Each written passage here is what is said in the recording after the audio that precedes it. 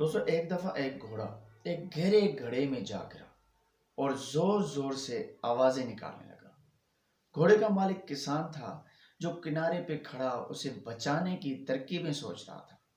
جب اسے کوئی طریقہ نہیں سوجا تو ہار مان کر دل کو تسلی دینے لگا کہ گھوڑا تو اب بوڑھا ہو چکا ہے، وہ اب میرے کام کا بھی نہیں رہا، چلو اسے یوں ہی چھوڑ دیتے ہیں، اور گھڑے کو بھی آخر کسی دن بند کرنا ہی پڑے گا، اس لیے اسے بچا کر بھی کوئی خاص فائدہ نہیں ہے۔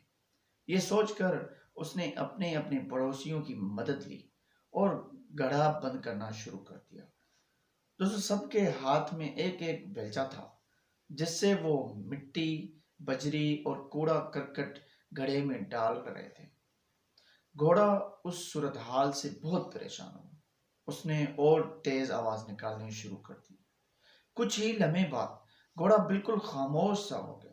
جب کسان نے جھانکا تو یہ دیکھ کر حیران رہ گیا کہ جب جب گھوڑے کے اوپر مٹی اور کچرا پھینکا جاتا ہے تب تب وہ اسے جھٹک کر اپنے جسم سے نیچے مٹی کو گرا دیتا ہے اور پھر گری ہوئی مٹی پر کھڑا ہو جاتا ہے۔ یہ سلسلہ کافی دیر تک چلتا رہا۔ کسان اپنے پڑوسیوں کے ساتھ مل کر مٹی اور کچرا پھینکتا رہا اور گھوڑا اسے اپنے بدن سے ہٹا ہٹا کر اوپر آتا گیا اور دیکھتے ہی دیکھتے اوپر تک پہنچ گیا اور باہر نکل آیا۔ یہ منظر دیکھ کر کسان اور اس کے پڑوسی سکتے میں آ گئے۔